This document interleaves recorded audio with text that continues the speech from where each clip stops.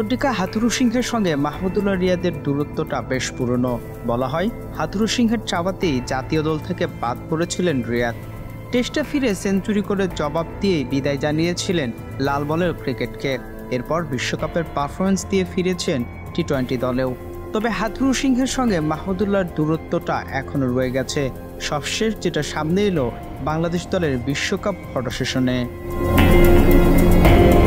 Photo সেশনে আগেই এসে বসেছিলেন রিয়াদ, তার পাশের চেয়ারে বসা ছিল মুস্তাফিজুর রহমান। এরপর সম্ভবত শাহরিয়ার নাফিজ এসে মুস্তাফিজকে বললেন পাশের চেয়ারে বসতে। ওই চেয়ারে কোচ হাথুরু সিংহে বসবে। নাফিজের কথা শুনে পাশের চেয়ারে গিয়ে বসে মুস্তাফিজ, কিন্তু এরপরই চেয়ার ছেড়ে উঠে যান মাহমুদুল্লাহ রিয়াদও। এবার মাহমুদুল্লাহ মুস্তাফিজকে পাঠান কোচ হাথুরু সিংহের পাশের চেয়ারে, আর তিনি বসেন মুস্তাফিজের চেয়ারে।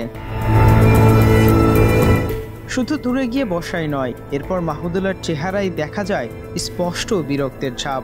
হাথুরু সিংহের সাথে যেন তার আজন্ম দামাসের সম্পর্ক।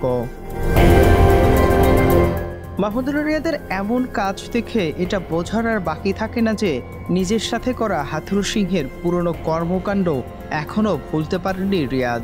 তবে বিশ্বকাপের আগে দলের মধ্যে এমন মনোমালিন্য প্রশ্ন তোলে, বিশ্বকাপের পারফরমেন্সে এর প্রভাব পড়বে না তো? নাজমুল সাগর, স্পোর্টস মিরর।